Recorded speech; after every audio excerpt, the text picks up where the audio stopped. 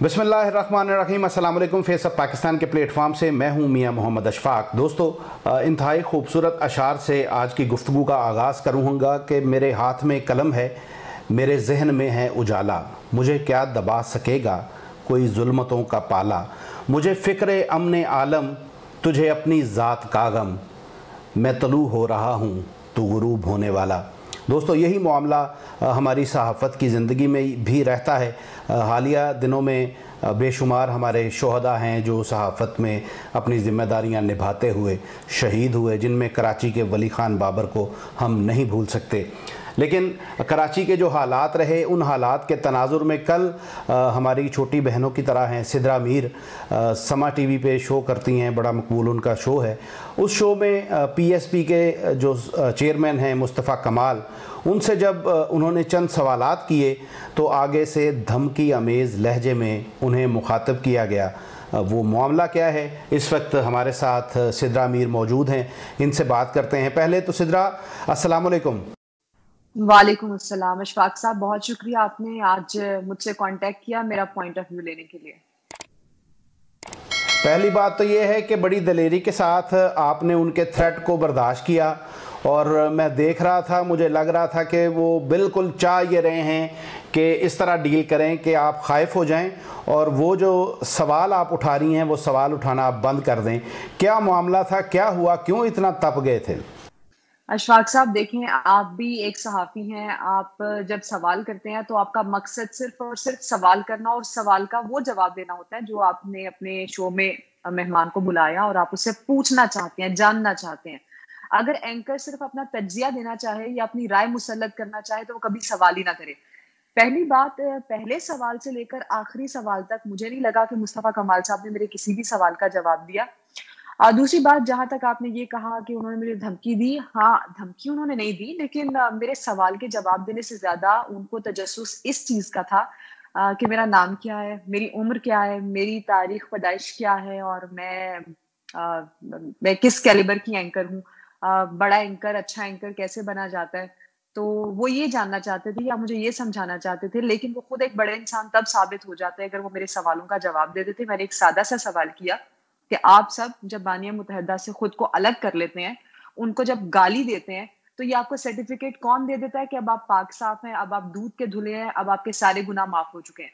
तो बस इस चीज पर मेरी उनसे बहस हो रही थी, लेकिन वो मेरे किसी भी सवाल का जवाब नहीं दे रहे थे। और वो शायद ये साबित करना चाहते थे कि मैं उम्र में, तजुर्बे में और तहकीक में उनसे बहुत छोटी हूँ, रिसर्च में। लेकिन कल का शो उन्होंने इल्जाम दिया कि एक स्क्रिप्टेड शो था, तो वो स्क्रिप्टेड किसी भी लिहाज से नहीं था। जिन लोगों ने वो शो देखा और वो जो लोग शऊर रखते हैं, जो लोग अकल रखते हैं, जो इतनी फहम रखते हैं कि एक सवाल जब किया जा रहा है, इंतहाई सादा सा सवाल है कि अगर जिस तरह से आप लोग ये चाहते हैं कि आप लोगों ने अलम बगावत बुलंद कर दिया, बानिया मुत्तहिदा के खिलाफ आवाज उठा ली, तो अब आप लोग पाक साफ हैं, तो फिर एमकेएम पाकिस्तान, पीएसपी और एमकेएम लंदन कोई झगड़ा रहता ही नहीं। फिर तो फारूक सत्तार भी बानिया मुत्तहिदा के खिलाफ आवाज उठाते हैं, फिर तो सबसे पहले सोहरत मिर्जा ने आवाज उठाई। तो मैं सिर्फ उनको ये समझाना चाह रही थी कि अगर उनके खिलाफ आवाज उठाकर या उनको गाली देकर सब अपने अपने दामन छुड़ा सकते हैं, बरी जिम्मा हो सकते हैं, तो फिर सबको ही माफ कर देना चाहिए। सिर्फ एक शख्स की बुनियाद पर क्यों ये अलम बगावत या मुखालिफत या इसको आप लोग अपने डिफेंस के तौर पर इस्तेमाल करते हैं। खैर, वो मेरी जातियात पर उतरे, अब मैं उनकी जानिब से क्या कह सकती हूँ, ये उनका मयार हो सकता है। उन्होंने मुझे ये भी शो के अंदर कहा कि मैं आपके लेवल तक नहीं जाना चाहता, तो लेवल तो यहाँ सबको सबका पता है। वो असल में जो आपकी सिद्रा, वो जो आपकी उम्र के मुतालिक आपसे पूछ रहे थे ना, वो बेसिकली मेरा जो एनालिसिस है वो ये है कि वो इसलिए पूछ रहे थे कि वो आपको बताना चाहते थे कि वो अब जो मुस्तफ़ा कमाल बड़ी मीठी और मोहब्बत भरी बातें करते हैं, आपने वो मुस्तफ़ा कमाल नहीं देखा हुआ जो जिस वक्त कराची का मेयर हुआ करता था, तो वो हॉस्पिटलों के अंदर जो ख़वातीन, जो बच्चियाँ, जो माएँ बहनें इनके विज़िट के दौरान कंप्लेन करती थी, तो ये उनको भी उस वक्त आंखें दिखाया करते थे, धमकाया करते थे। तो वो अपना बैकग्राउंड आपको बताना चाह रहे थे। मैं आपको याद दिला दूं, उनको तो कल के शो में मेरा नाम याद नहीं था। 2017 में भी मैंने मुस्तफ़ा कमाल का सोलो इंटरव्यू किया था और इस इंटरव्यू में भी इनका मिजाज कुछ मुख्तलिफ नहीं था। उसमें भी उनका लबो लहजा, अंदाज और यही तजलील आमेज रवैया जिसको कहा जाए, وہی تھا. میں یہاں پر یہ نہیں کہنا چاہوں گی کہ ایک خاتون سے اس طرح بات نہیں کرنی چاہیے. جب جرنلسٹ ہوتا ہے تو خاتون اور مرد کی اس میں وہ ایک ریزن نہیں ہوتی ہے, لیکن پھر بھی آپ کا لہجہ, آپ کے الفاظ ایسے ہونے چاہیے کہ آپ کو کم از کم یہ پتا ہونا چاہیے کہ آپ کہاں کس کے ساتھ یہ استعمال کر رہے ہیں. اور پہلا سوال بھی خاصا مشکل سوال نہیں تھا, وہ تو پہلے سوال سے ہی آپ یہ سمجھیے کہ میں ان سے سوال چنا کرتی تھی, وہ جواب گندم دیتے تھے مجھے.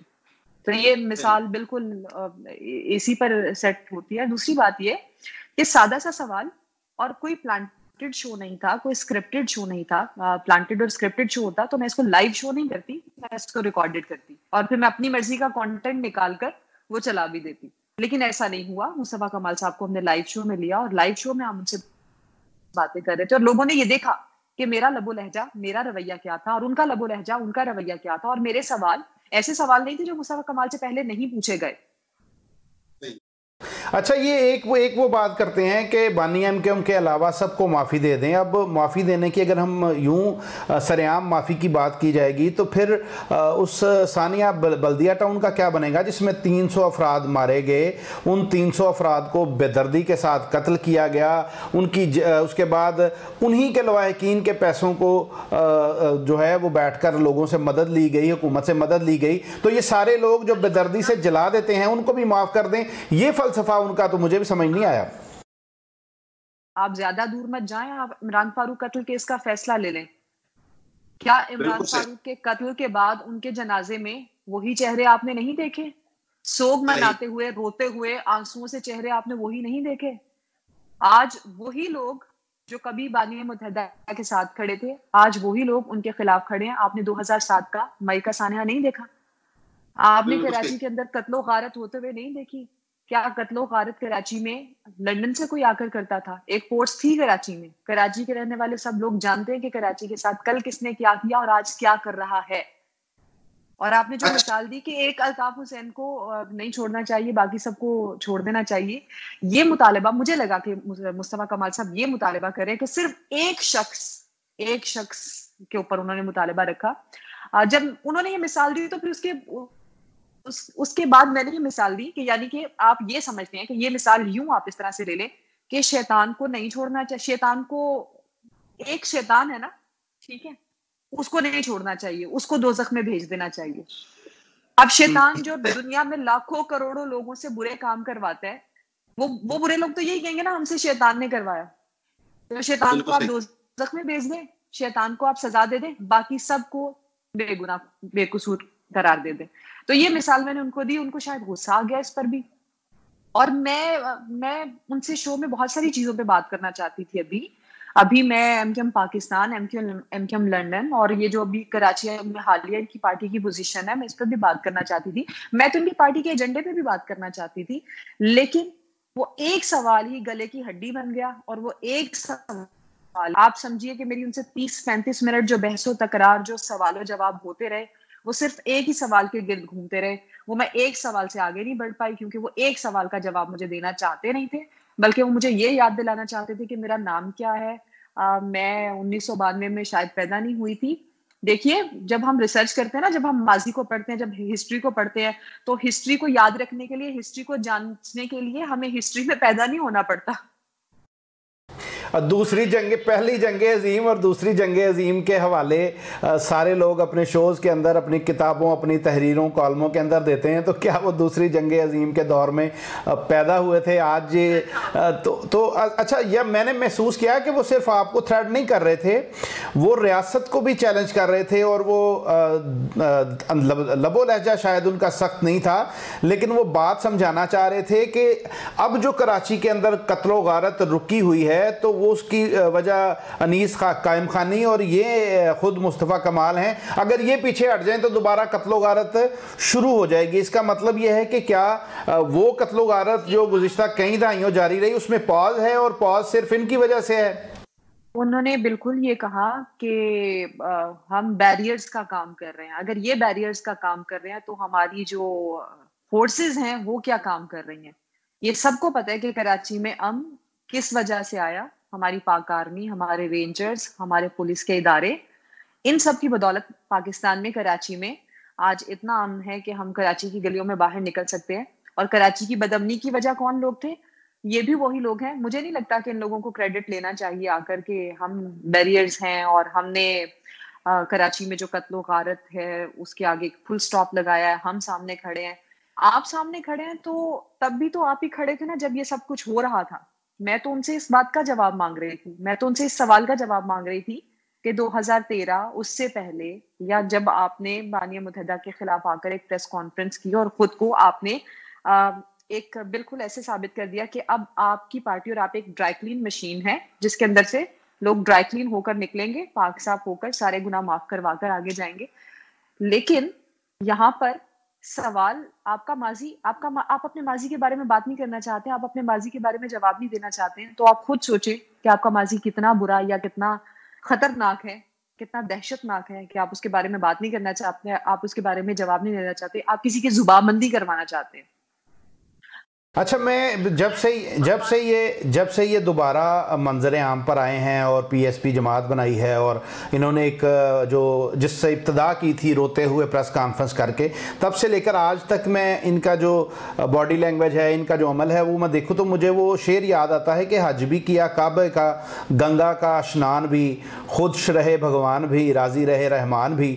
ایک طرف وہ عناصر جنہوں نے کراچی میں بدامنی پھیلائی تھی. ہوا یہ کہ میں نے کل اپنے پروگرام کا جو ابتدائیہ ہے وہ یوں رکھا, اور میں نے وہ مصطفیٰ کمال صاحب کو ٹارگٹ نہیں کیا, میں نے تقریباً تمام ان لوگوں کے لیے وہ کہا, آپ جیسے, میرے جیسے, یا جو لوگ ظاہری طور پر دکھتے کچھ اور ہیں اور ارادہ کچھ اور رکھتے ہیں. میں نے یہ ابتدائیہ کیا کہ ساقی تیری محفل میں ہم جام اچھالیں گے, کعبے جب جائیں گے تو زمزم سے نہا لیں گے. تو بس یہ وہ چونکہ ادب سے تو ان کا تعلق ہے, اشعار پڑھنا اور اس طرح کے اشعار کے اندر اپنی بات بیان کرنا, وہ سمجھتے ہیں کہ شاید انہی کا خاصہ ہے, تو شاید وہیں سے بات جو ہے وہ ان کو تلخ لگی اور وہیں سے بات شروع ہوئی. تو یہ مجھے ان کی سیاست میں یہ لگ رہا ہے کہ یہ ایک طرف ریاست کو بھی بتانا چاہتے ہیں کہ ہم نہاد ہو کے پاک ہو گئے ہیں, ہم امن چاہتے ہیں, ہم عملی سیاست میں کردار ادا کرنا چاہتے ہیں. دوسری طرف وہ عناصر جو ملک کو نقصان پہنچاتے رہے ہیں ان کی بھی یہ سرپرستی کر رہے ہیں. آپ جن لوگوں کے مسائل کی بات کرتے ہیں, آپ ان لوگوں کی نبض پہ ہاتھ رکھیں, آپ عوام کی نبض پہ ہاتھ رکھیں گے, آپ عوامی مقبولیت خود بخود حاصل کریں گے, آپ آگے خدمت کریں گے عوام کو اپنے. تو عملی سیاست کے خیال سے کہ سیاست پتہ ہونا ہے کہ حل کی کوشش کے لیے آپ اچھا کام, آپ کو اپریشیٹ بھی کیا جائے گا, بٹ آپ اگر کام نہ کریں اور صرف سیاسی جملے بازی سے کام لیں اور سیاسی جملے بازی سے ہی آپ مقبولیت حاصل کرنا چاہیں اور آپ اداروں کو بھی ٹارگٹ کریں, آپ ایک دوسرے پر الزام تراشی بھی کریں, تو جھوٹ کے پیر تو نہیں ہوتے. جھوٹ آپ جتنا مرضی بول لیں, جھوٹ تو پھر گھومتا رہے گا اور گھوم پھر کر آپ تک ہی آتا رہے گا.